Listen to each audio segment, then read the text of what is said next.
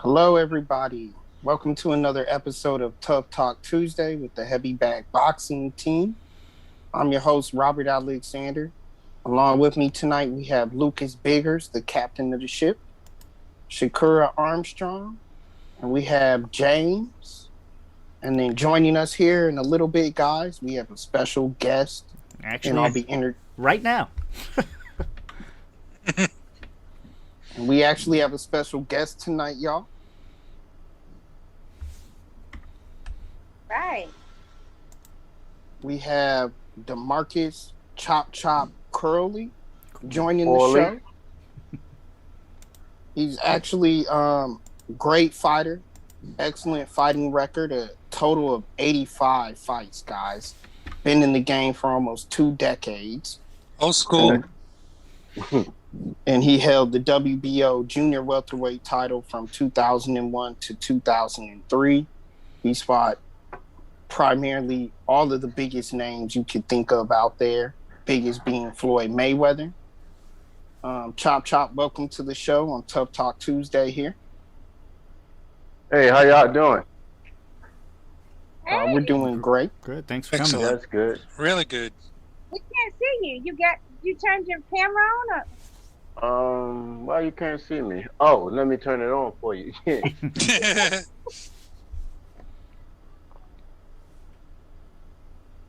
What state y'all in right now? We are all over the place. Me, myself, I'm actually in Springfield, Illinois. Rob? I'm in ATL. I'm in Atlanta, Georgia. We have Shakura, who's in Florida. And James, you're in... It's Los Angeles, the West Coast Bureau here. City of Angels. City Angels. Los Angeles. Welcome to the show. I appreciate it. Thank y'all for having me. Chop Chop got on his gear. He's getting ready to cook something up again. Get ready to throw down. Yeah, I got spaghetti going on for tonight. Spaghetti, broccoli, some garlic bread. And then I got dessert. I got the brownies. Mm. Wait, we didn't figure out where he is. Where are you, DeMarcus? Oh, I'm in Las Vegas. Oh, okay. Close enough. I'll be there in about 4 hours. Okay. I'll text you the address then. Nice. So, guys, I'm going to go ahead and kick off the show. But, Chop Chop, we understand that you have a upcoming event. Actually, not in the ring this time, but in another publication here with Bare Knuckle Boxing. Yeah.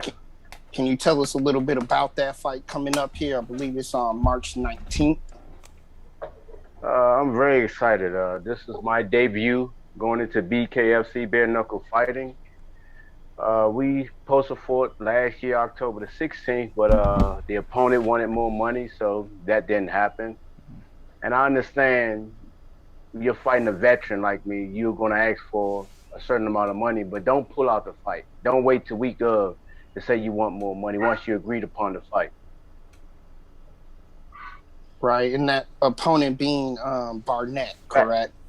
No, that was Travis Thomas who pulled out. Oh, okay, so Travis Thomas is who you were supposed to debut with, but this time around you had to get a different fighter. You had to get Barnett, correct? We got a solid opponent, Reggie Easy Hands Barnett. I take my hat off to Reggie because I know he's gonna come to fight, but I'm gonna shut it down and close the night.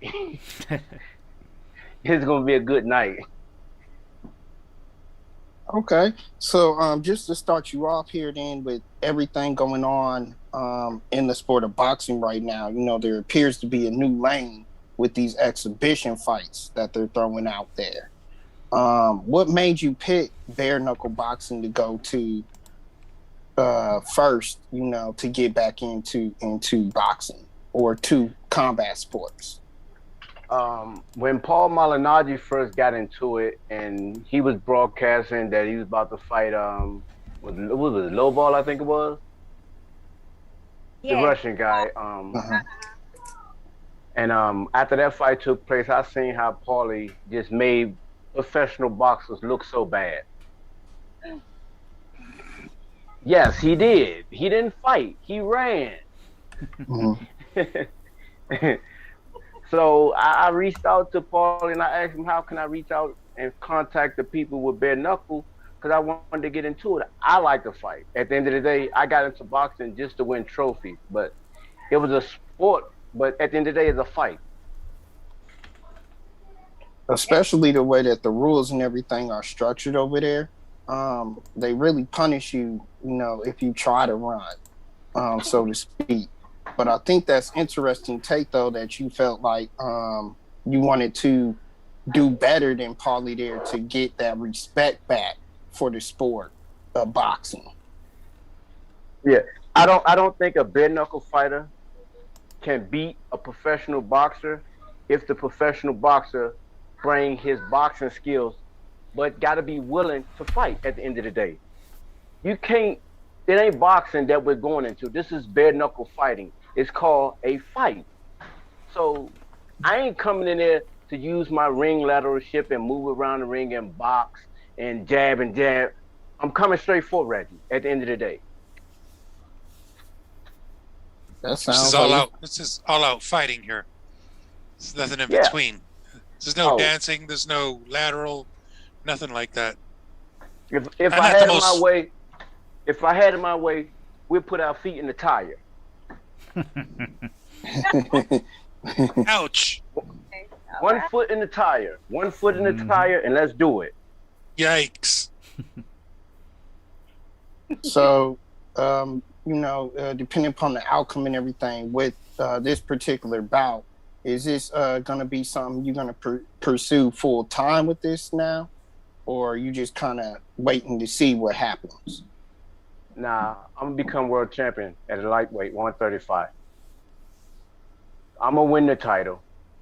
And then I'm going to defend the title a couple times. And I may put on some weight and go to 145 and win the title there.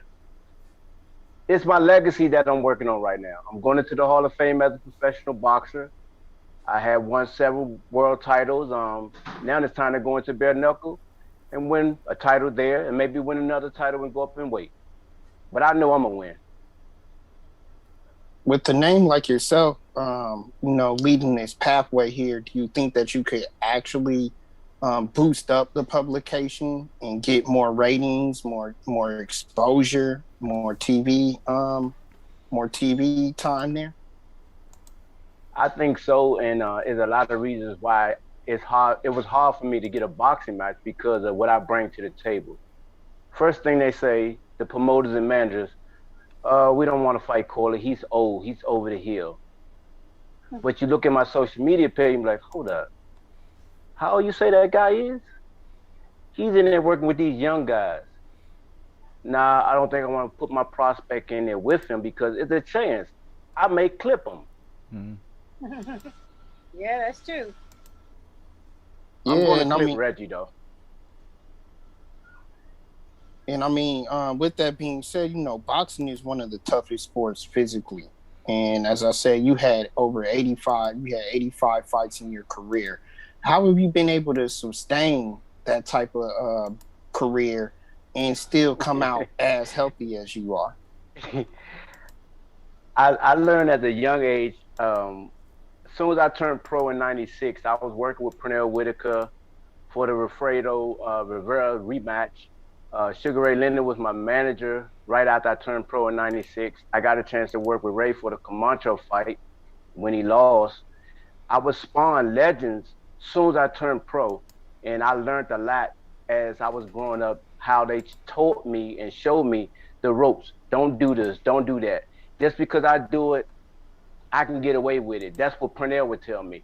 Frankie Randall, he said, look, man, don't do these drugs. I know I may get high and stuff, but I don't want you to fall down the same path that I went on in doing drugs. And then growing up in Washington, D.C., I've been around a lot of drugs and shootings, so I had a good head on my shoulders growing up. I like my freedom at the end of the day. That's for sure. Yeah. So let me ask you, because you did mention you couldn't get a boxing match. Is there still love for that sport there? Are you still interested possibly in maybe one of these exhibitions they're throwing out there or anything like that to come back to the sport? I don't think I'm interested in no exhibition. There's no one that's going to do an exhibition with me. I'm 135 pounds. I'm not going to step out my lane and go into 147 weight class and do an exhibition with somebody that's bigger than me. Even though I may have more experience than them, all it takes is one shot. And at the end of the day, money ain't everything. Oh, that's a great take on that. I'm going to go ahead and turn you over here real quick to Shakura next. Shakura, you got questions for Chop Chop? Yes, of course. This is First of all, what is for dinner when we come to Biloxi and meet you up for the fight? For dinner, we got some spaghetti with angel hair noodles. It's the same thing when we get to Biloxi now. You got to cook me something. Oh, you want me to cook when I get there? I want you to cook for me, yes! You serious? Oh, you playing? I don't play in the kitchen now. You bull jiving. I want you to bring your grill out. You got the grill already. I'm bringing my juicer though. Oh, okay. The juicer. I can do some juicing too. I'm not mad at it. Some ginger juicing. All right. I mean, but see, you said the magic word, that ginger. You know. Yes. I mean, I can do the ginger, but I want something good that it's working on. That's the thing. Oh man, I love lamb. Lamb and mint. I like that. You got a rotisserie? Yes. Yes, I have a rotisserie. Okay, go get some lamb chops, and we're gonna do some lamb and some asparagus, some baked potato with sour cream and broccoli. Ooh, you can have that. You can eat that. You can eat some mashed potato. You can eat carbs right before your fight. I don't have a weight problem. I see. You eat spaghetti now. And I tell everybody, it ain't what you eat, it's how you eat. Okay. Well, I think you need to come out with that book because I'm heavily in that or video. I need to invest in what you're saying. Now, I did an interview the other night with I had Reggie? an interview the other night with Reggie, and Reggie said he don't care what you say. He don't have, he's not trying to be disrespectful either. He said, I'm not being disrespectful. He's earned his legacy in boxing. He's saying that this is not boxing. This is toe-to-toe, bare knuckles with some tape around your wrist. So he said it's not the same, and he doesn't care what you say. You're going to do in that ring, that you're going to learn something different once you're in that round square or square round, however they say it. I forgot. That square circle. Square circle, that's it. Okay. So what do you have to say to that? What the world don't know about me, there's a light switch inside of me. Okay. I know Reggie's gonna punch me. When Reggie hit me in my face, that fucking light switch gonna come on. They're gonna see a different side. They're gonna see a fucking animal. Oh, okay. Reggie might not go 2 rounds with me. Now that does sound like bare knuckle style. When you said that, that's what they say. They feel like that there's animalistic characteristics in that fighting once you get in. Mama, go in the stores and give me one of my 2-round fingers. Is in stores. Yeah. Yeah, Reggie might not go 2 rounds. Once he hit me in my fucking face, I'm used to getting hit in the fucking face, hit in the chin, hit on the temple. I'm used. That's nothing. But when he hit me with them fucking knuckles, Lord help him. I pray for him. I ain't lying. No, real talk. I pray for Reggie. Okay, you guys are supposed to pray for each other, so that's a very, very nice sentiment. But when you get in the ring and he hits you flush, and Jesus Christ, you don't have no glove, you don't have any gloves on. This man is used to getting hit all the time. He's been in bare knuckles since the inception, so he's got a little formula created for himself, a little lane for lightweights especially, because he's staying in that lightweight zone. But I mean, do you feel that is an advantage for him, or is it more of an advantage that you've been in boxing? In the storage bin right there. For me, Reggie don't have shit to stop me from coming. Okay. I'm too fucking big. I'm too strong. I'm too fast. I can sit in the pocket and slip shit and catch him, and it's gonna be a short night. It ain't going 5 rounds. I guarantee you. Okay. So we need to bet on Corley. Chop chop. Is that what you're saying? I'm gonna knock Reggie the fuck out. Y'all gonna hear Ice Cube say, "You got knocked the fuck out, Reggie. Wake up!" I love that movie. That's part of my problem. I'm a female that likes to see people get knocked out. But I mean, I got a little special part in my heart for Reggie, and then I got a little special part for my heart for you, Chop Chop, because speaking of my next subject, you know how to create everything. If I was your lady, I wouldn't have to do any cooking. I wouldn't have to clean. I wouldn't have to do housework. I wouldn't have to make my clothes. I wouldn't have to buy shoes. I wouldn't have to buy shoes. You can make shoes.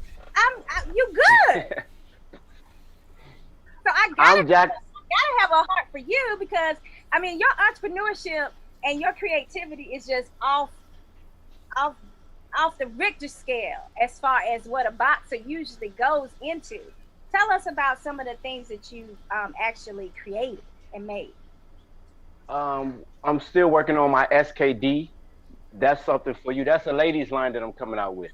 I heard about that. There's some down the bottom on the shelf. Look in the back. SKD. My SKD stands for something kind of different. Okay. That's who I am. I'm something kind of different. Okay. For sure. And I'm something kind of different. So this is a good situation. I need to wear your apparel. I want to do a ladies lingerie line with SKD. I'm working on my ladies workout gear, something kind of different. I really love the name, so I'm sure that's going to be very catchy. And a lot of people that feel like they're different, you know, like myself, we're going to be like, you know, all over that. As long as you keep my price range correct. Don't get too Kardashian on me now. Here you go. You see this? I love that. They don't say 2 rounds for nothing. It's chop chop 2 rounds. That's how many rounds I'm trying to go with. Not just Reggie, with Dat and whoever else they put it in the weight. I'm getting it over with. Okay, that's an interesting scenario, because we know that Dat canceled his fight with Reggie Barnett so that he could go after. Hold on, real quick, Shakur. I think we lost him real quick. Oh, okay. Somebody must have called in on that phone. He's gonna kill him. But yeah, I was about to go into the question about the lightweight divisions, because the person that he's fighting next, Reggie, the champion now he's is back now.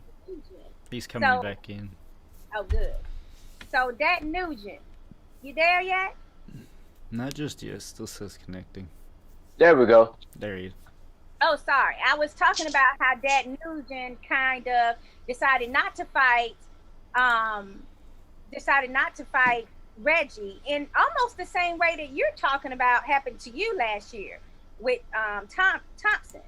He waited until the week of the fight to cancel the fight. Mm-hmm. Reggie said that he knew right away that meant that he was going to take the fight with Johnny Bedford, who was the champion of the lightweights. So now Dat Nugent has beat Johnny Bedford. He's the new champion. So it's kind of ironic to me, like we're going in a circle now, because now you are going to be fighting Reggie. But if you get past Reggie, then the next person up is the champion, which is Dat Nugent. So this could be a pivotal fight for you as far as moving up to get that contender status. Oh yeah, we already know. Once I do what I do to Reggie, they're gonna want to see me fight Dat. I may be a little lenient on Dat. Then again, I may not. Right. So we're gonna find out.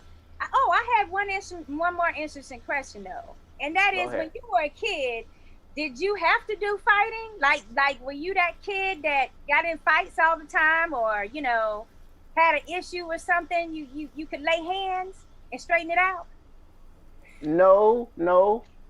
At 10 years old, I just played like a kid and ride bikes. I love riding bikes, and the trainer asked me, did I want to box when I was down the recreation center. I told him no. He said, why? I said, because I know how to fight. He said, well, boxing is not all about fighting. It's a sport. But when he said it's a sport, I asked him, what do you get if you win or lose? What drew me to boxing was you get a trophy or a medal. And I love the beautiful medal, the medal that they get after you win the bare knuckle fight. So he showed me all these trophies that was in the trophy room. Yeah. He said, win or lose, you get a trophy or a medal most of the time. I said, so who all these trophies are? He said, these trophies belong to some of the guys in the gym. I said, why they don't take them home? He said, they have so many trophies, they just leave them here. I said, nah, I don't believe that. He said, well, go ask them. He said, this trophy belongs to this person. Ask him. I said, why didn't you take your trophy home? He said, he got so many. And he wasn't lying. He wasn't lying because after two to 3 years, I had over 100 trophies. I started giving them away. Gotcha. So this was when you first fell in love with boxing, is when you saw them trophies. And you were like, Yes. hey, yeah, I like this shiny stuff here. What's going on? These accolades look good. You know how it is when you a short little boy and you can't play basketball. You don't want to play football because the big guys are going to hit you when they catch you. I like one-on-one. Okay, that makes sense. That really does.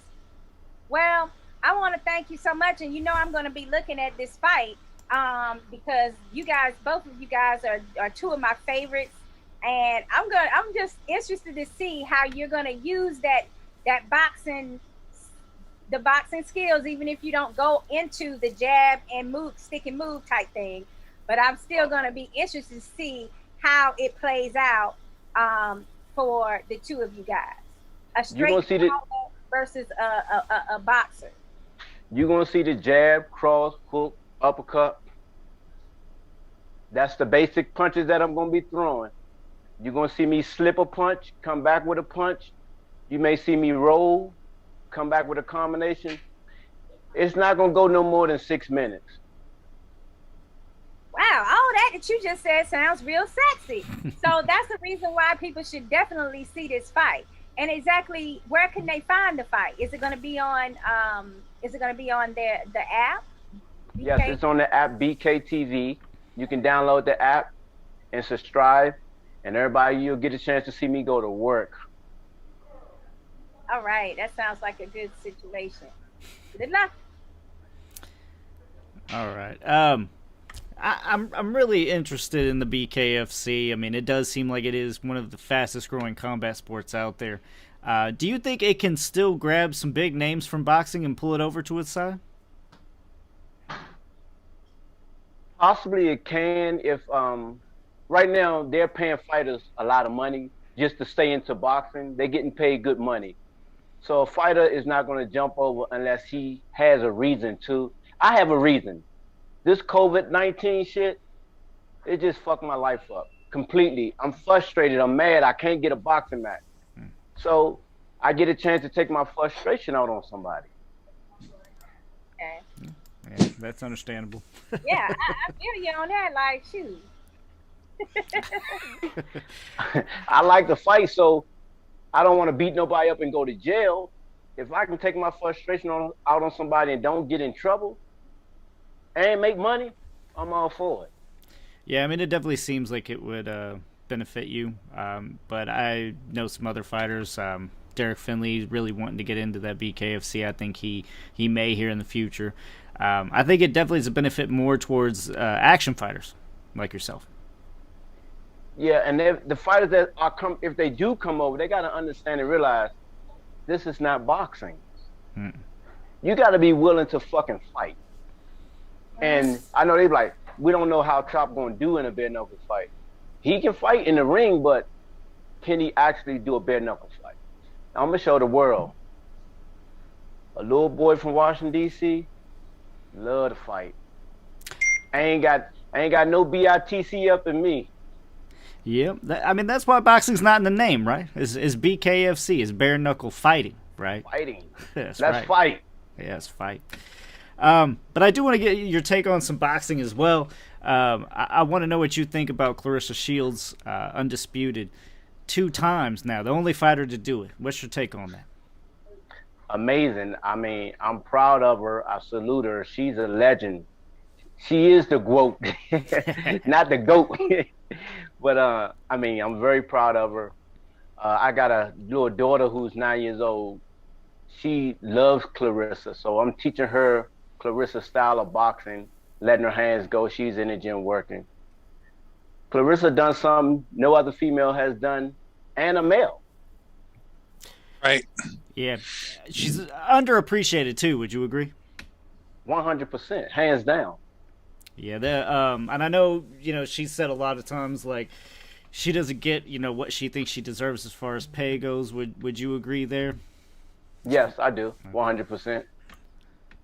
Yeah, I mean, she's really the only woman that's able to main events, and she's had 3 or 4 main events now. I mean, on network and TV. I'm pretty sure when she's in the gym sparring, she's not sparring females. She's in there working with guys.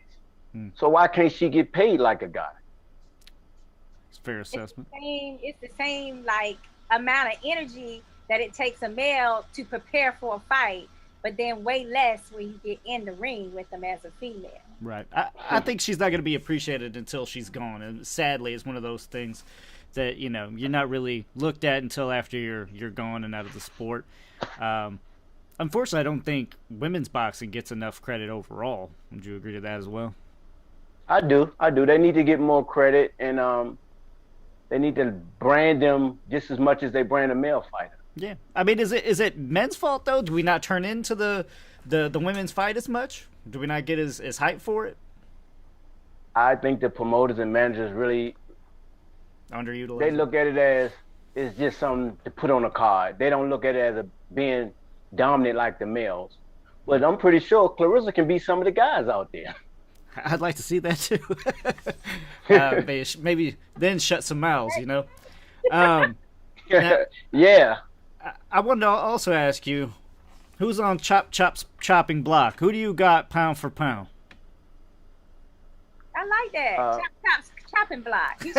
That's perfect. First on the list at lightweight, I gotta go with Tank. And then underneath for Tank is Lopez. And then after Lopez, I would probably try to squeeze Devin Haney in there. But Devin haven't fought no real A-class fighter yet. Okay. Just a dream matchup. You can pick your opponent, whoever you want. Who would it be? Rematch? Could be anything. Whatever. I like Floyd again. There you go. There you go. I knew you were going to say that. I mean, it's your own legacy. I'm not going to go with the money situation. So what would be the legacy? What is it that makes you feel that you can do better this time with Floyd? My mind is much stronger than it was 16 years ago. My body's in better condition than it is 16 years ago. I'm still at the same weight class that I was 16 years ago. I'm in better health. I mean, all the way around the board, I have took care of my body, and everybody don't understand. How is he able to still do this stuff and maintain? It's discipline. I love what I do. I don't drink, I don't smoke. I'm not putting nothing that's going to hinder my health. All right, we'll see. We got some comments here. Mike Ortiz says female boxing doesn't get recognition regardless. Kevin Smith, BKFC, really utilizes women who are some of the toughest in the world. So definitely the ones who are as we were talking about with like Karissa Shields, she's going into MMA soon. Maybe she can join BKFC. I'd love to see that.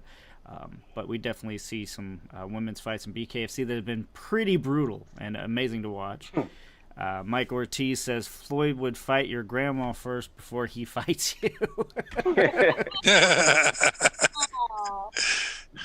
and for him saying that just goes to show when I hit Reggie with that right hook, it's over. I'm gonna land the hook. The right hook gonna get him.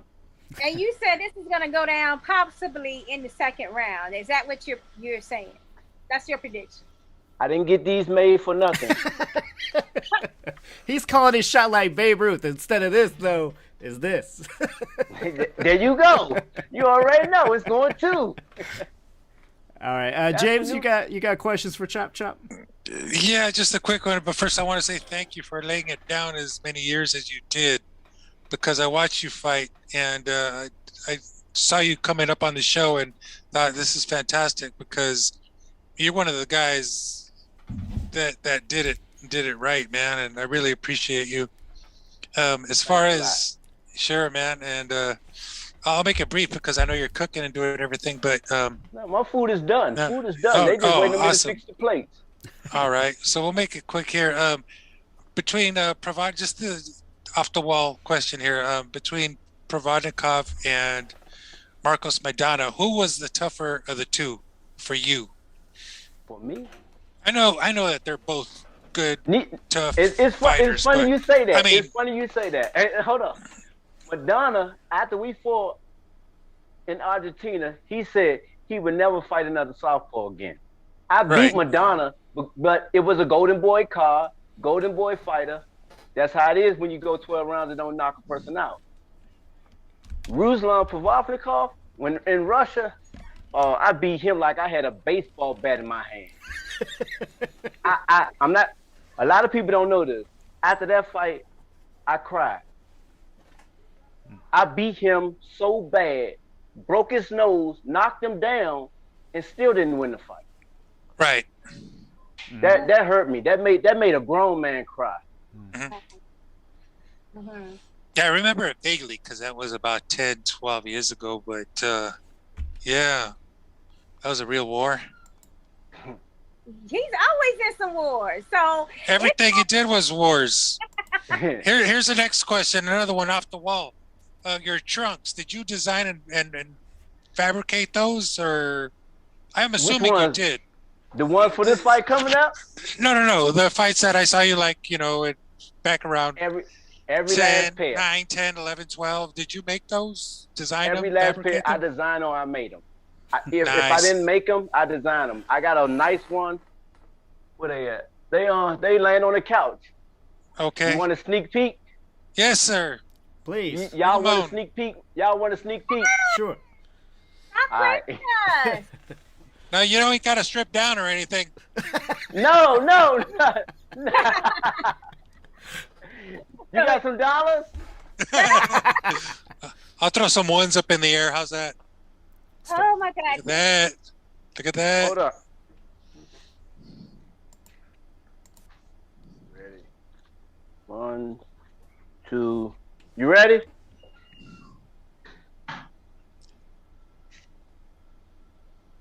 Damn! That's a first. Merry Christmas there. The glow in the dark number. Yep. I'm working on another one. I'm working on the future one also. I'm gonna make it float. Oh, what you mean? Make it float. My skirt. You know I don't fight in shorts, right? Okay, yeah, right. I fight in skirts. So what you saying, float? What you mean it's gonna go out like? It's gonna have helium inside of it. That's awesome. Wow. Uh-oh. And when I get in the ring, I'm gonna pull the tab, then the helium is gonna deflate, and then the skirt is gonna come down. Oh, that's nice. Now that's something. I just hope we don't have a wardrobe malfunction there because it could get a little rough. That is That's fantastic. Yeah. So Very Chop Chop. nice. These new age guys gonna want some of them Them trunks, if they work good. One last question. Go ahead. Are you making your own pasta and your own pasta sauce? I use the Pragu, but I season my meat very well. All right, very cool. Because I've made my own pasta, and it's a lot of work. It's fun. It's good. But it's a lot. The tomatoes, garlic. Yeah. No, I was talking about the actual pasta. But actually, the sauce. That's it is a lot of work. Now you can get some really nice stuff on the market. It's not a cooking show. It's a 1-hour boxing show. Thanks again for everything you've done, man. You laid it down. You're welcome, old man. school, and it. I mean that in a good way. And thank you from the bottom of my heart. Appreciate it. Yes, sir. Hey, Corley, I heard that you got that you had some new sponsors, and one of them is close to my heart. So which one? T&K? Yeah. T&K? Yeah, T&K Boxing Promotions. That's my new sponsor, one of my sponsors. I thank them. Yeah, they're great people. They're very good. Yeah, you'll see them all over the uniform and on my jacket. Oh, all right. I'ma like that. You know, they have me doing my my play-by-play commentating, and they have us do some of their promotions as far as events and stuff. So that's why they're one of my favorites. We gotta sit down and commentate together one day. Then do a fight. Oh, I would love that. Yeah, I definitely want to get into commentating. I bet you. You should. Yeah. You should. Color commentating. That's right up your alley. Just based on our interview, I agree. Yeah, you need to. You'd be perfect. Team. It'll be the perfect team. There you go. Show Tim Bradley how it's done. Salt and pepper. Hey, I like Bradley. I love Bradley's my favorite, man. He's my favorite. He telling it. Oh my God, Bradley be just saying whatever come to his damn mind right away, and he don't give a As well he should. But hey, Chop Chop, man, we definitely appreciate you coming on. We're gonna let you you and the family eat. But it was a pleasure. We look forward to this fight on March 19th with the second round knockout. Oh, coming forward. Oh wow, he done about Don't call me Chop Chop for nothing. Bring it, baby. You leave those home. You leave those home now. Chop Reggie up. Definitely appreciate you though, sir. Any shout outs, anything else you'd like to add before we let you go? I thank y'all for giving me an opportunity to broadcast and promote this fight. I'm excited. I ain't gonna let the world down. A lot of people say, no, I don't think Chop can do it. A lot of people say, man, we know what he can do. We just don't know how he gonna do it. But come March 19th, don't blink. I might not let Reggie go to the second round. Real talk. I might finish his ass in the first round. Well, There's only one thing I'm worried about. Breaking my hand. Then I'm only going to have one hand to beat him with. I definitely think you sold some pay-per-view numbers just off that alone. So, well, we gotta hook you up with a trainer we have here in Florida that whenever he did the Bob's hands, all his fights, his hands never broke. Sounds good. So we gotta hook you up with him, Coach Sherman Henson. Kevin knows him. We'll be in contact. I want to definitely see this fight, and we'll have you back on the show soon. Oh, for sure. Sounds good. Definitely after I win my world title. Oh, for sure. We'll follow up. Well, one thing about it is I know Reggie. Reggie is not gonna call off a fight at the last minute. He's I know. Call. A lot of people been at this like, are you sure this was gonna happen? I said, trust me. Reggie, he's a solid fighter. He come to fight. He ain't gonna back out. Yeah. Good. And I take my hat off to Reggie for accepting to fight me, because a lot of their fighters that they've had don't want to fight me. Right. Yeah, a lot of their fighters don't want to fight me. Well, some of them they don't. Ask for easy about boxers. That's what it is, because they know they don't have the. They ask for more money. Experience. I understand. You're not getting paid big money, but you got to work your way up to the money. And if you beat me, the money should be coming for you. You be a fucking legend. Ain't no fucking body gonna beat me. All right. I like that. Thank you so much for coming on. Appreciate it. Best of luck. Oh, it's this way with them. Good luck. Thank you. Thank you, Chop Chop. Good night. All right, All right. chop chop. All right, let's go. All right, bye.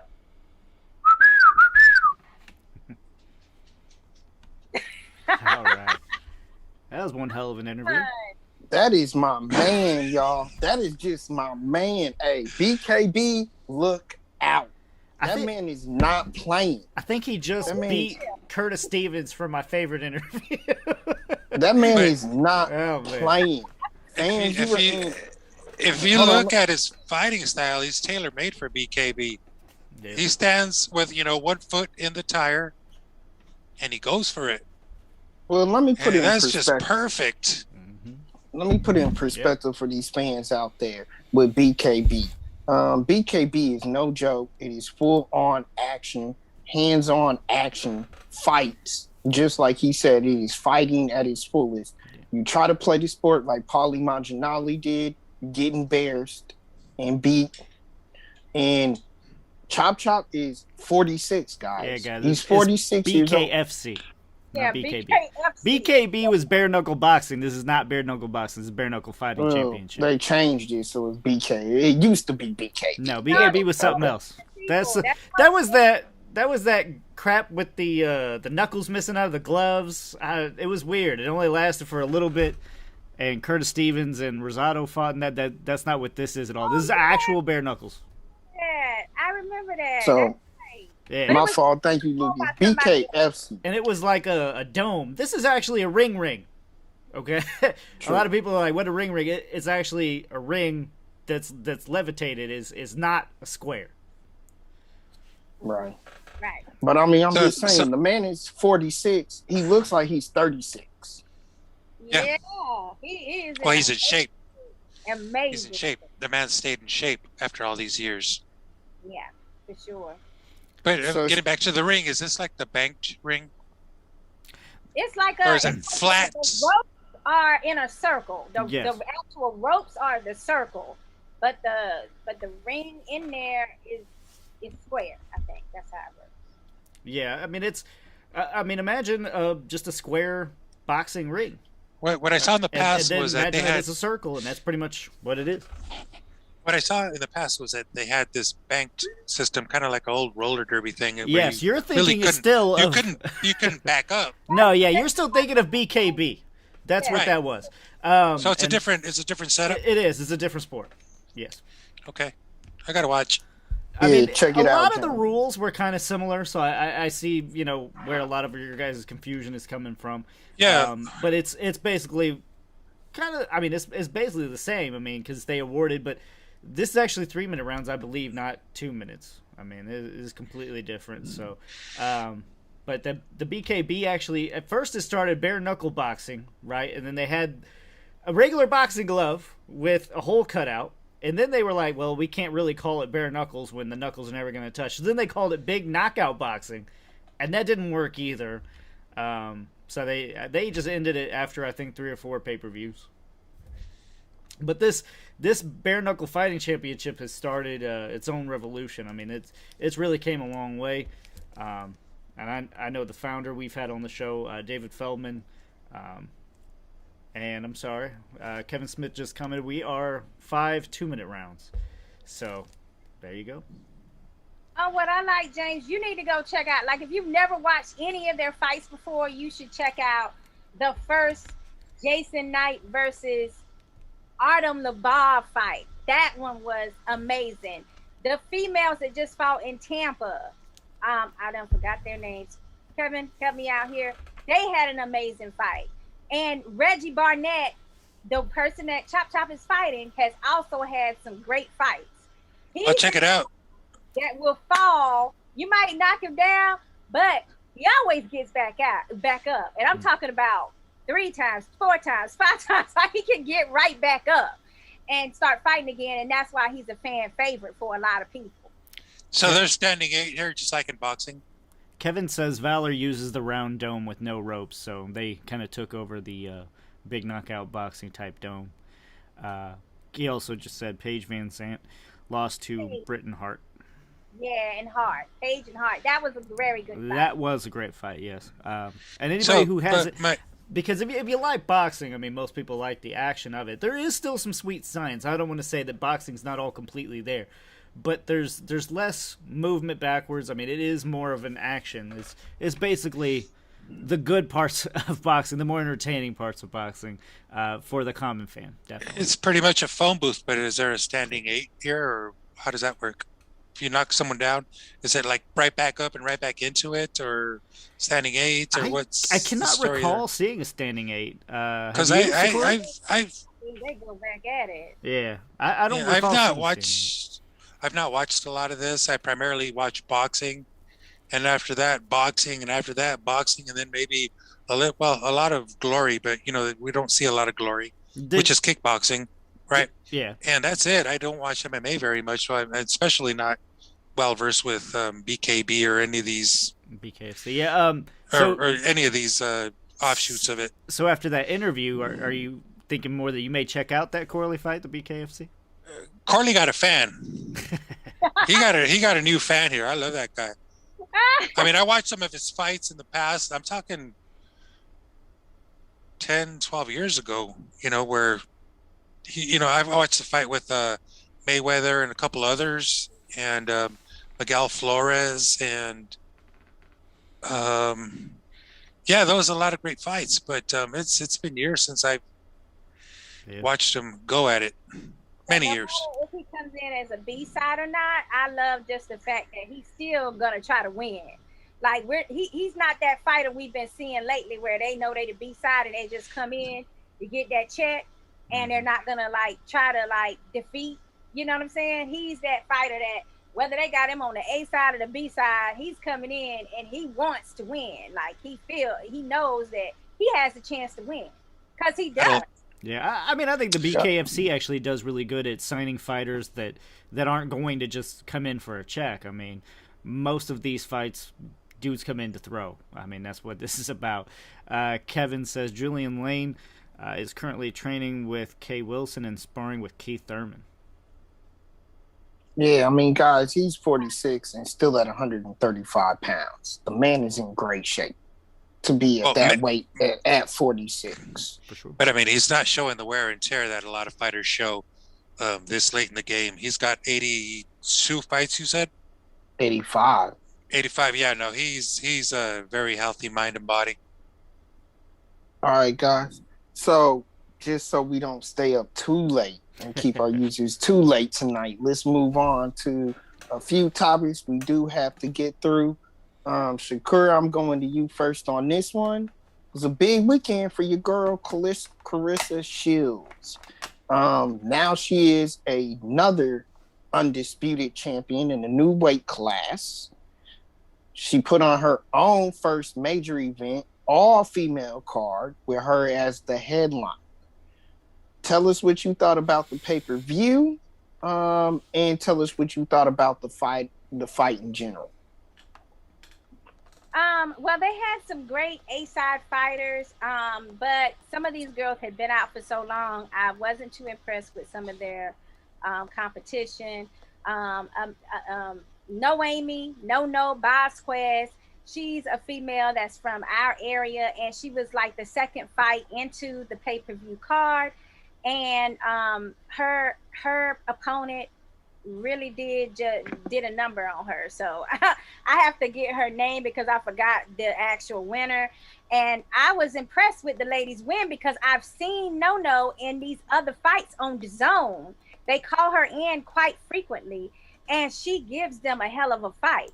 So for her not to be able to perform to that level, I kind of knew that this female is one person that we should definitely watch out for in the future. And No did take the fight, to be honest with you, with like 2 weeks notice or a week and a half notice. It was something really short because the other opponent had an injury. So I do have to take that in account. But at the same time, she was not able to do anything with this girl here, and I did have her information. But you know, the thing of the rest of the card was they had the heavyweight Perkins. She was fighting someone that looked like, you know, they didn't have much experience and things like that. They were more like warm-up fights from, you know, being laid off for so long with COVID and situations like that.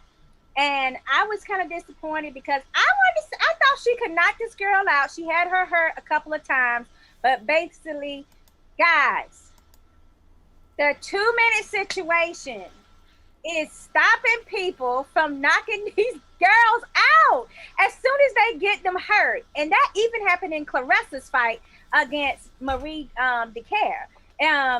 She was like very hurt a couple of times, and then it was like as soon as she had her hurt real good, it's like ding, there's the bell. Like it saves them every time. So I am now on you guys' side more than ever that there should be 3-minute rounds for females. So now, I have a bone to pick with that. Hold on, I'm not. He asked me for the whole card. I understand, but I just want to interject real quick if I may. He's like, I asked you a question, but I'm gonna take that shit anyway. I gotta get on this. I gotta get on this because we're on this topic, and this is a good segue from my point of view. But I'm not through talking about Shields in her fight. Go ahead. Now, people didn't want to give her credit in the beginning. I have heard many female fighters say she's only looking out for herself. She hasn't been vocal as far as lifting up people, females that are beneath her and you know, on the prospect level or coming up the ranks. So that was the gripe that they had with her. After Saturday night, they can no longer have that gripe with her because she was able to establish, hey, I can do a whole card. And yes, I will be highlighting or putting the spotlight on other females and helping this sport grow for female boxers. So the next time somebody comes out of their mouth and they try to tell me, oh, she's not for this person, or oh, she's not that, and she don't help this person, I don't want to hear a F thing from you.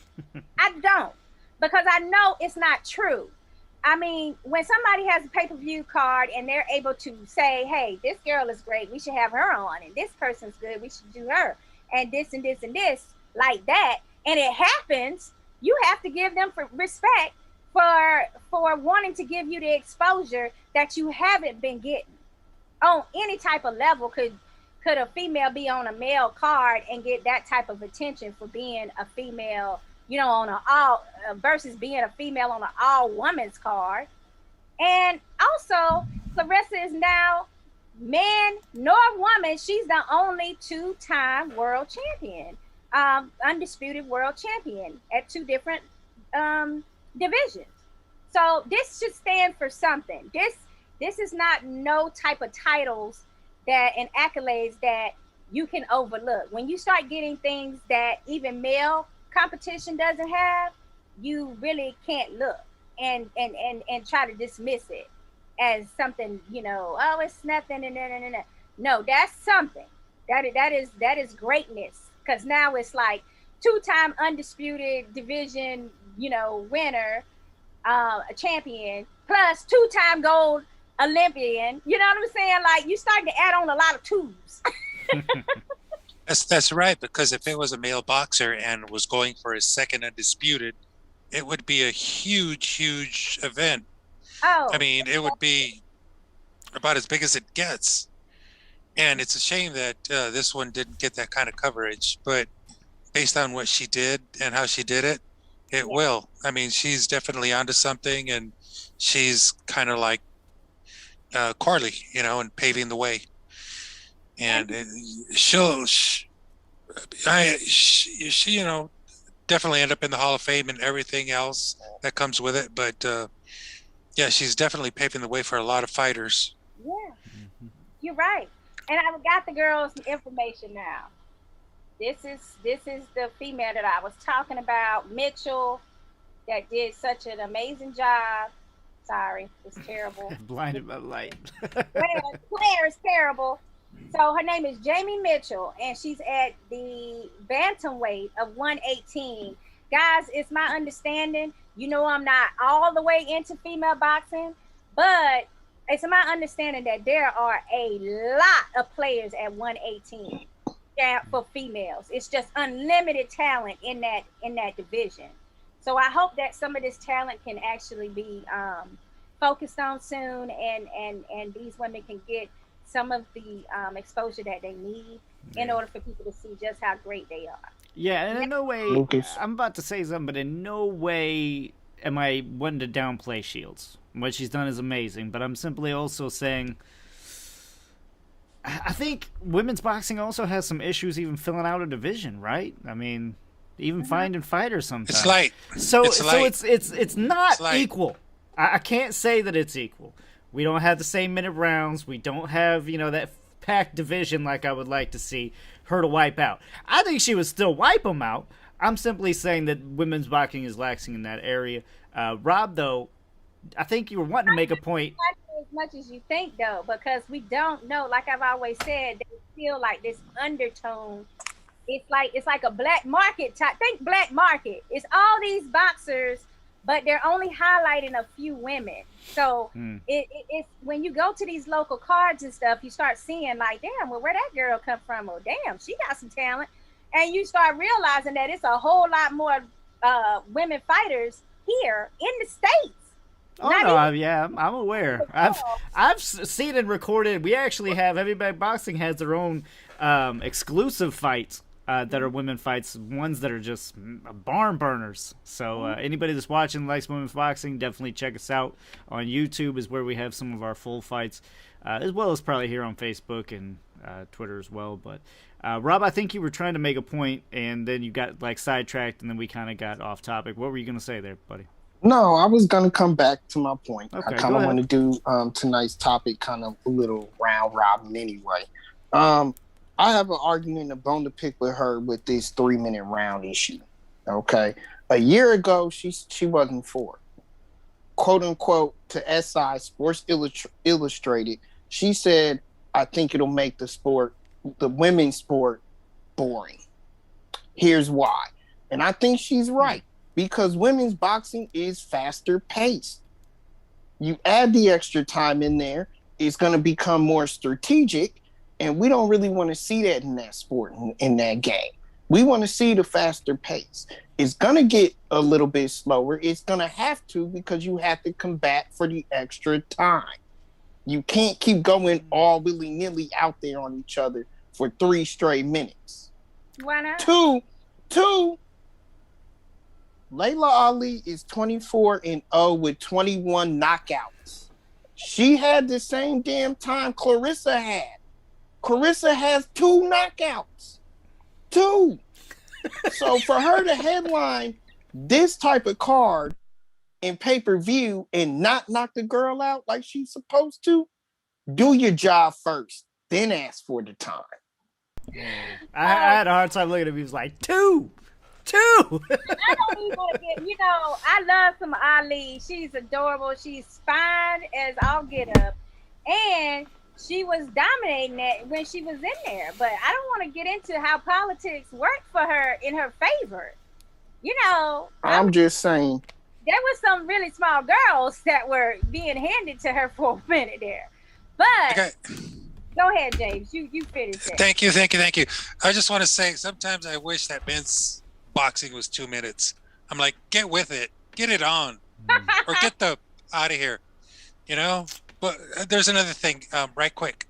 I did read about a year and a half ago that there was some articles out there that spelled out that women should be fighting 2-minute rounds because they're more susceptible to damage based on their physical makeup, and 2-minute rounds, it's an even playing field, and I'm with it. I don't see any need for 3-minute rounds for women. Yeah, I mean that's why I was doing this. Like I kind of agree with Rob, kind of don't. I think it definitely does draw more action, but maybe you don't get to see the skill as much as what you could in 3-minute rounds. Would it cause more knockouts? I can't agree completely with that. I think it gives more opportunity for a knockout to occur. But at the same time, I do think, as Rob was saying, that you're going to see more sweet science. You're going to see more movement. And that's not necessarily a bad thing. We get to see more greatness. So more boxing can't really be that bad of a thing, can it? I mean, for me, the problem is that those articles that came out, they don't have a lot of Context. real science behind them. But I hate to bring this up because Javi ain't even here to hear it. But WBC is the one that is actually they're actually investing in some real like science behind that question. With the university, I believe it's ULB, I think. Yeah. UNLV. Yeah. So they are working on that because the question has to be asked. And yeah, you're breaking down your opponent with 3 minutes. They are more tired. They are more acceptable. And if they ain't got their ass in excellent shape, you will get them out of there. I mean, that's just how it works with the men. So I mean, that's true. You can chop them down a lot better. War of attrition type thing. Yeah, and a man, when he's fighting another man, I mean, you're still fighting another man. The reason why those articles didn't really work is because it was assuming that they had the same velocity and power that a man would have when they're hitting. You know what I'm saying? Which it doesn't equate because it's two females with their power, and you only get into a situation where it's a male hitting a female if somebody's on some serious testosterone. Well, we've already seen that with the Hernandez situation and Chiffon, I think her name is Franchon. But I can see their argument in being the fact that if it's so fast paced, if they keep going at that pace for 3 minutes during the rounds, how are you gonna sustain that? You're gonna subject yourself to number one, more punishment, and number two, more injuries, more issues, more problematic things there. I'm not disputing the fact that genetics and this and that. I'm not trying to go there, but it is proven that the women's fights are more faster paced, way more faster paced than men. So if they're gonna keep that pace up, can they sustain that for that long of a fight? Will it that way though? They spar 3-minute rounds with their males. They fight males but that's sparring. Females, around readily available. So they fight 3 minutes. I mean, they spar 3-minute rounds to prepare. So it makes no sense to cut it down just so a promoter gets to say, I don't need to pay you more because you don't fight as many minutes. This is that's the battle right there. That's the real, you got to follow the money guy. That's the real issue that promoters don't give a damn about people getting hurt. Not, they might be 2 or 3 of them out there, but the majority of them, they don't give a shit about somebody getting hurt, male or female. They're about their coin. Mm-hmm. And if they can have a female slot and they don't have to pay them even half of what they paying, they don't have to pay even half for the 2 girls, they're going to put them on there as a filler fight. And they don't have to pay them as much. That's their mindset right now. So they are the ones that are, the majority of them are the ones, because we got DeBella that's now coming out. We got UFC saying they're going to have a fight pass, all female card. The promoter this weekend was Toledo, I think. The Toledo promotion. You got a few local ones that are really, want to uplift females. But for the majority of them, it's all about the money. They just don't want to pay for when they go to 3 rounds. So that's why they're a proponent for keeping it 2 rounds. So that is the real issue that the females are battling right now. Yeah. I'm okay with right quick. I'm okay with 2-minute rounds. Of what Claressa Shields needs is some competition. Definitely. She seems to be cutting right through her competition, and be awesome to see someone that has that kind of skill level. But I think we don't see it because she's just up there, and there's really no one there to challenge her at that level. Delphine Persoon versus Katie Taylor was an awesome fight. I'm sure you guys saw that. That was a few months ago, maybe a year ago. Action-packed. Persoon just brought it on. Right. Katie Taylor was a talented fighter. 2-minute rounds, excellent fight. So, guys, excellent fight. McGaskill Brackhouse. Thank you. Great That's fight. what up. And rematch coming up this weekend. Yeah. Yes, sir. That's what I just was about to transition to. Thank you, Lucas. One quick thing, though. I want to ask a question. It may be a little controversial. I just want to see where everybody's head's at, okay?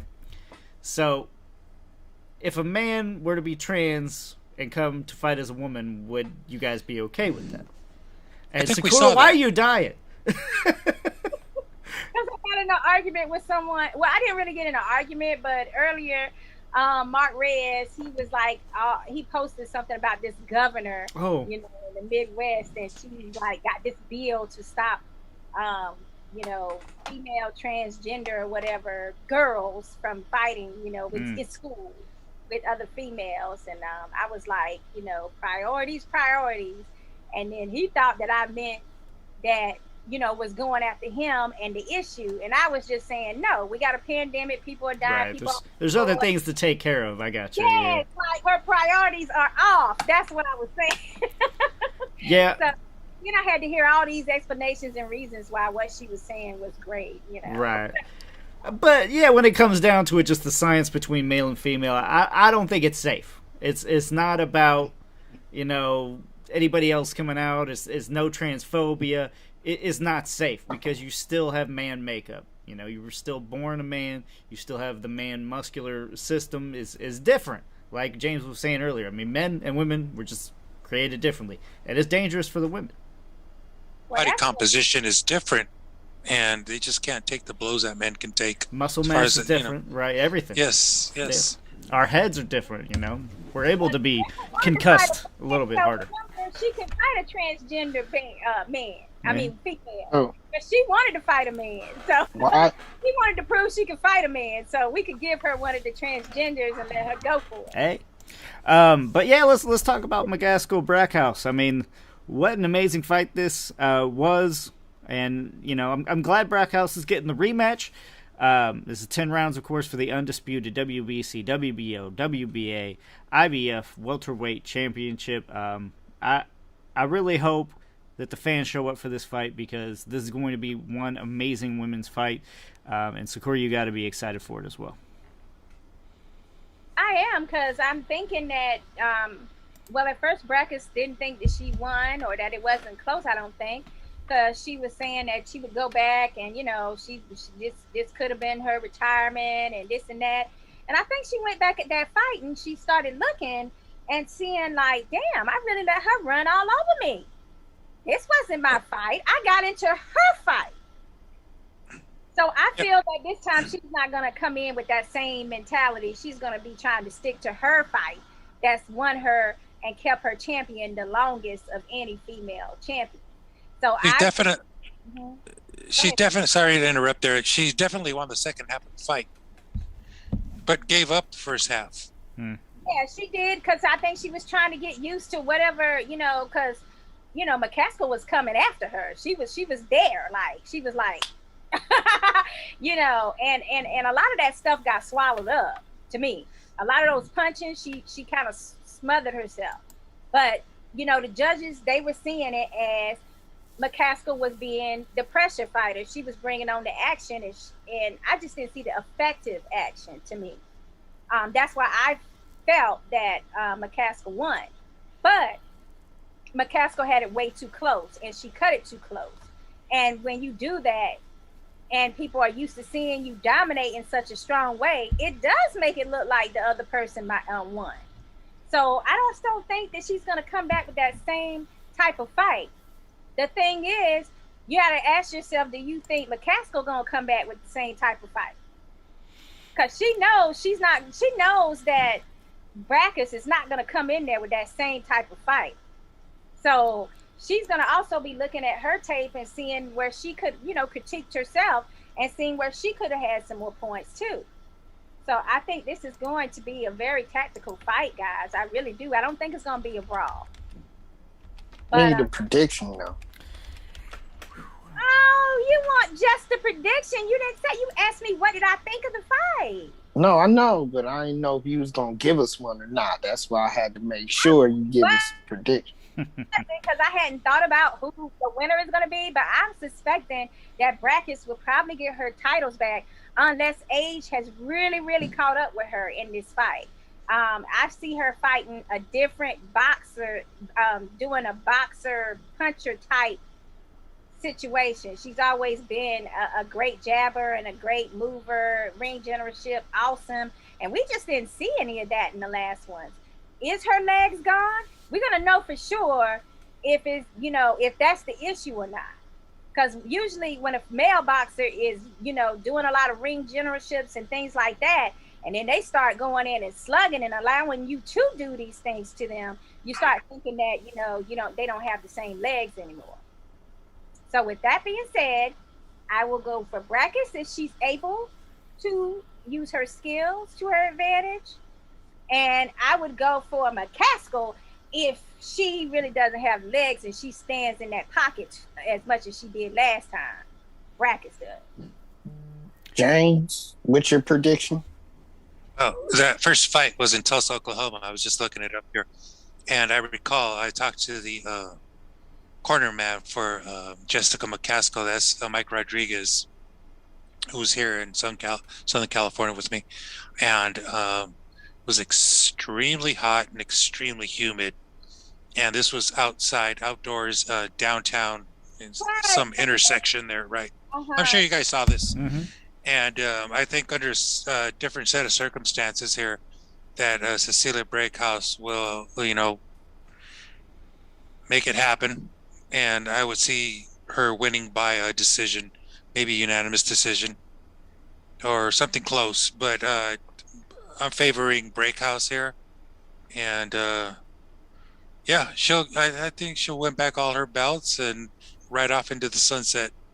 That's an interesting thing you brought up is the weather, because with her training out of Sweden most of the time or Germany, that's a way cooler climate to come in and deal with humidity and the deep south type, weather that was, and then they outside. Yeah, the individual that I mentioned, and I hope to have him on this show pretty soon because he's just a wonderful person. And I'm sure you've seen him on PBC. He was in a corner for a lot of fighters very recently, but he doesn't exaggerate. And he told me that weather was unbearable, hot, thick, and just horrible. And I don't see that as a good fighting conditions. You want a cooler climate, less humidity, obviously, but maybe it did have an effect on her. She seemed to fight well. I really couldn't blame the weather too much on this, but her game plan, I think, may have been part of that, because she seemed to come back after the first 4 or 5 rounds, get back in the fight and win the second half. And like I said earlier, and hopefully she'll take command earlier in this fight, round 1, and just get on it and, set the pace. It's hot as hell. It's thick ass humidity. You can hardly breathe. You guys don't know about that. McCaskill is from Chicago, though. I mean, that's the windy city. She ain't used to that either. I mean, that would be still an even playing field. No, because Chicago gets pretty thick. I've been to Chicago, and it was it felt like you were swimming down the street bad. I mean, and this was in maybe at peak August. summer, maybe, but yeah. I was there in summer, and it was bad. Power outages, just thick. Everyone on the L was perspiring, just like sweating bullets. It's okay. I have no problem with that. I kind of dig that for whatever reason. Probably because it's different from Southern California, but so we have coastal breezes here. But I don't know. I'm picking McCaskill. I mean, I think more than anything, Brackhouse maybe getting old overnight. Here's the one thing I can't imagine fighting in that kind of weather. It's a level playing field. They're both there. Yeah. But I mean, Jesus Christ, that'd be impossible. It's got to be indoors when it's that hot and that humid. Yep. That's torture. That is torture. There's someone trying to kill you, and it's and like the heat. 99. He's trying to kill you too. Not used to that kind of pressure that McCaskill puts on her ass. And I don't think she's going to let up this time either. I mean, you just look back at the tape and you can kind of see what she needs to do to win. And, you know, I don't think that's going to change. And like you said, I think her legs are starting to go on her. I mean, she's about 40, you know, and let's face it, that's when most people start to go down the slide. And McCaskill's coming into her own, especially with that last performance. I've seen her fight in the past. I don't think I've seen a fight better than that. But I do believe she can improve upon that. I actually don't see a way that Brackhouse does come back victorious with this. I think McCaskill's being overlooked again. Even though she's the one that won and got the belts, I think she's still being overlooked, and the underdog is where she wants to be anyway. Okay, so you're good. We got to speed it up, y'all. I got to go. We got to speed it up. Right quick. Yeah, I don't mean to take anything away from McCaskill. She did well in her first fight. She deserves those belts. She won them fair and square. Excellent for her. And I just look forward to a really, really great match this weekend. Yeah. And it's a great card. It's a great card all around. There's a couple other cats fighting that night, right? Forget who they're. So we'll get into who they that. are. But let me get my prediction. My favorite. So the thing with Brackhouse is that she likes to fight and get out of her comfort zone, and she gets out of her comfort zone when you come at her. And she's done that in a couple of fights. And she did that the last fight, but she was able to sustain it and, as James said, pour it on a little bit and be more technical in the second half. That's the only reason why it was a competitive, close decision. She's always baited into that. She's always been baited into these fights, and she doesn't do well. She doesn't do well when she gets baited into actually fighting. And McCaskill is going to just keep bringing that out, no matter what. I don't think Brackhouse at this point in her career, I think that she got stagnant in her style. I think she was dead set on her style, not changing it at all. As far as that goes, and I don't think that she's going to be able to win this fight. As great as she is and as long standing as she was able to hold that title, it's over. I think McCaskill is still going to bring out the fight in her. It's going to be a bad look for Brackhouse, and she's going to lose another decision. That being said, before we move in to the big event, I want to just briefly discuss the other fight this weekend. They also have Rungan Visal on DAZN on, I believe, Friday night. Rungan Visal is being showcased because he is next in line for the winner between Estrada and Chocolatito. So he stepped aside. Exactly. So he stepped aside. So, so guys, I just wanted to really note that he's fighting another fighter in Thailand, and this is the WBC mandatory challenge fight. So of course the winner does get Estrada-Chocolatito too. I'm looking forward to seeing Summer Visal. I think he's gonna knock this guy out. It is a tough opponent though. Between them two, they both have 50 fights. Who's got more KOs? Did you check that out? You would make me put it up. I'll get back to you. We got to move on. Okay. Let's move on to the big event this weekend, because I normally don't do this, but I'm doing this tonight. What? I'm actually promoting these low weight division fights, and this is why, because this super flyweight division is spectacular in competition, and this fight very well could be fight of the year. They fought before, but this is a stat card with true competition here, guys. Oh man, you feel that? Hell done froze over. I know that's right. I'm like, what? Come again? I'm like, let me lean into this situation here, because just for the audience, I guess we need to let them know how Rob is saying things like it's it's not even worth watching if the fighter or the division is under 130. At one point it was 135, but then Tate moved up to 135. So then he's like, oh, okay, I meant 130. So this is astonishing that he's now interested in a real lower weight competition here. DJ Morgan said, boy, go get a haircut. This weekend, homie. This weekend, I got you. No, for real, guys. Listen, this fight right here, this fight card, these flyweights are no joke. But starting with Sungren v. Sal.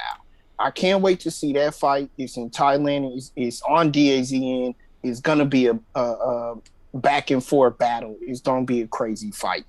But Estrada-Chocolatito, this has fight of the year written all over it. Now, I'm going to start with my prediction because I'm going to hear what the rest of y'all are going to say. But y'all know how I feel about Chocolatito, okay? They crowned him pound for pound when I didn't. I said he was going to lose. He finally did. I thought he was done, though. I really did. I thought he was done. And then he's made this massive, major comeback in his career. Major comeback. And he looks like he's at the point of his career where he was before he got stopped by Running V. Sal. He looks like he made his way back, but he has some new nuances to his repertoire, so to speak. He's added some new things in his camp.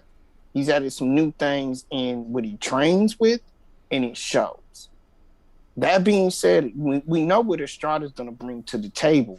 Chocolatito is going to bring something different. I actually like Chocolatito in this fight, and I think he's going to knock him out in the 8th round. Wait a minute, you like who in this fight? I like Chocolatito in this fight. I mean, he's going to knock him out in the 8th round. Somebody please. Lucas, could you just cut this one little part and replay it? I mean, we're going to have that on the loop, and him saying he actually going to watch the fight, period. I'm going to have that on the loop. Who wins this? This fight? Us. I mean, boxing fans all together, everybody around the world. Anybody that ever watched a boxing match before and actually enjoyed it wins this fight.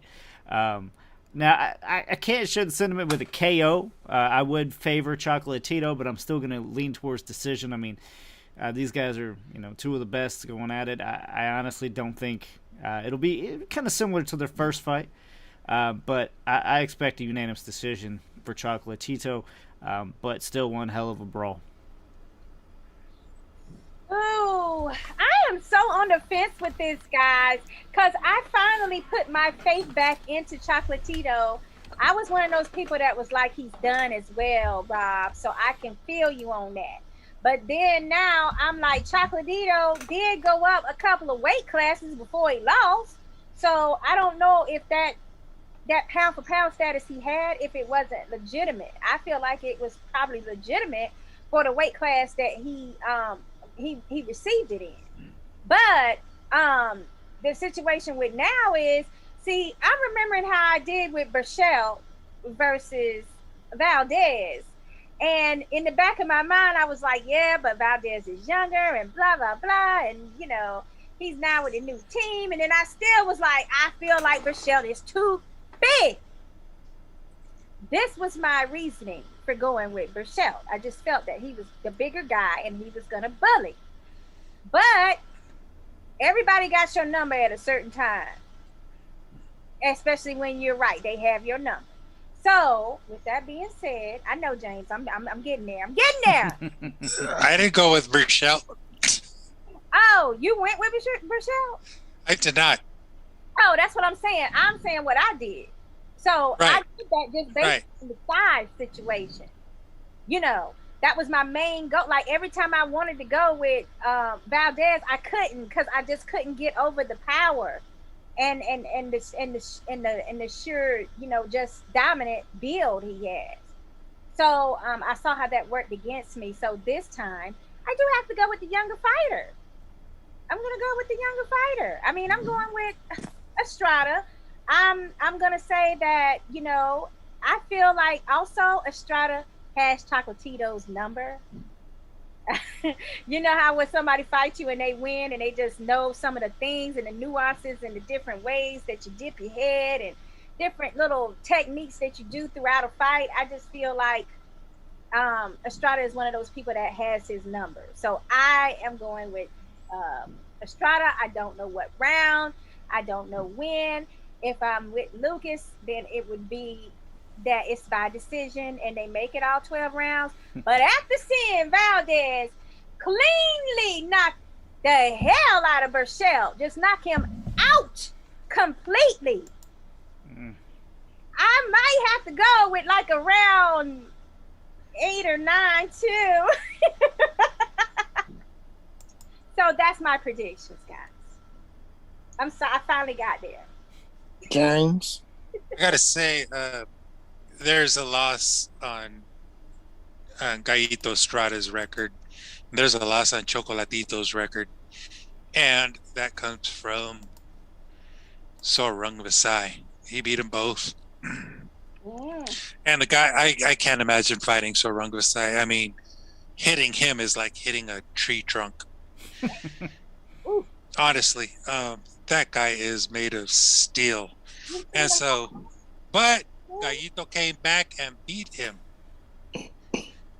And we're going to look at the fights that went on in Mexico City a few months ago where they both fought in the same card, along with Carlos Cuadras. And I think Gallo Estrada looked a lot stronger that night. They both look great, and this is going to be a great fight. It's a great matchup. Boxing gods are with us here. Finally, again.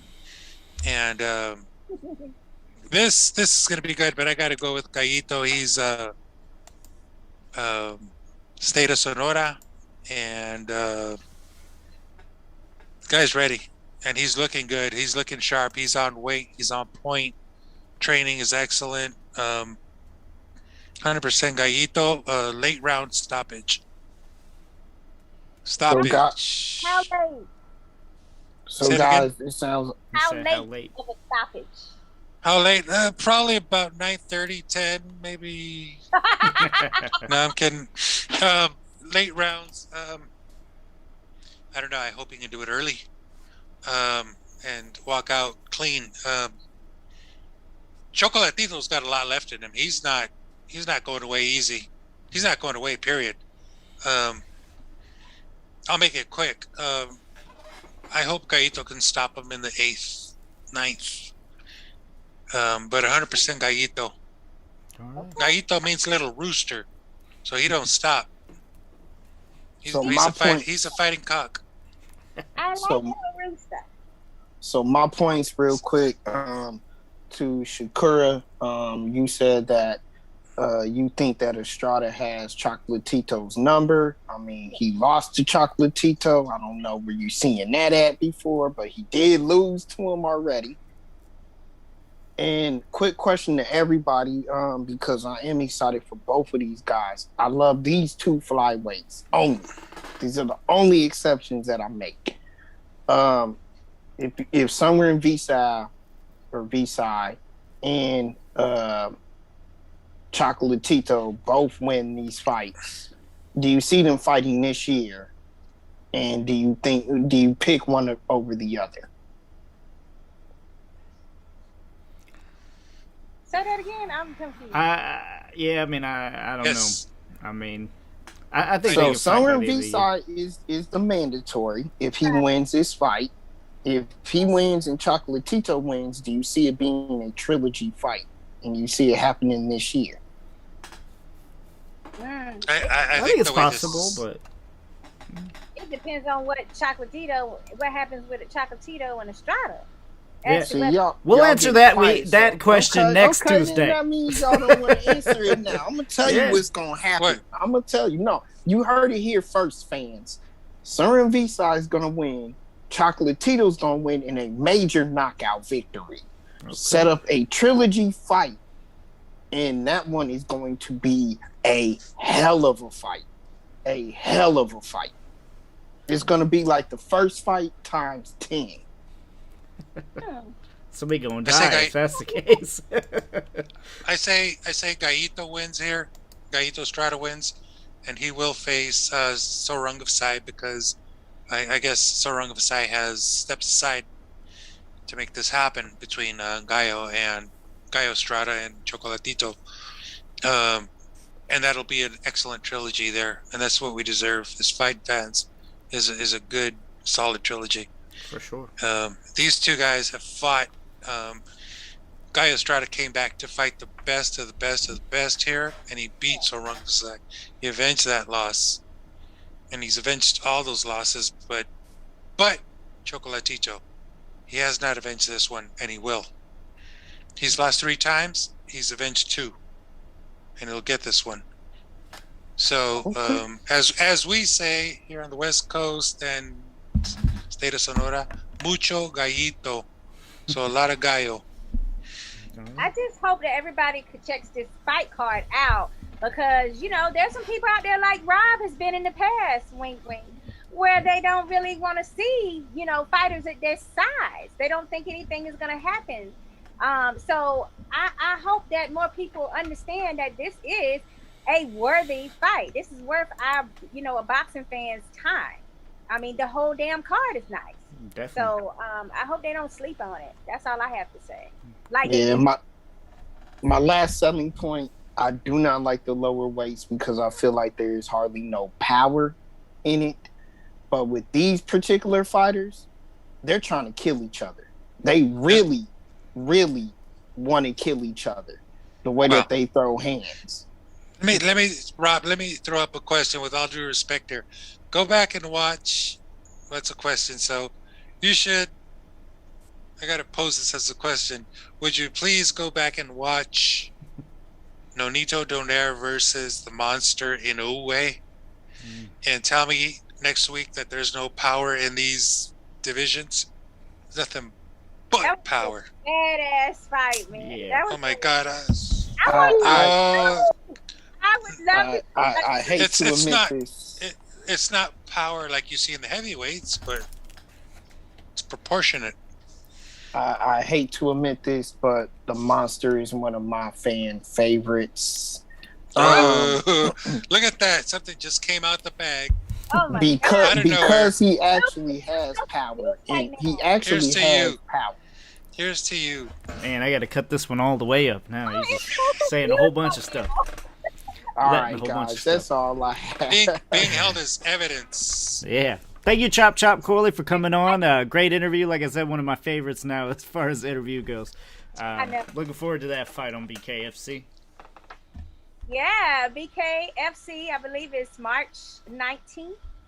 And it's going to be on the BKFC app. Check out my man's Chop Chop Corley versus Reggie Barnett. Easy E, baby.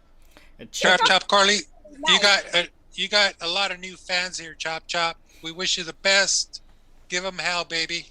And Rob, where can you find us? Heavybagboxing.com.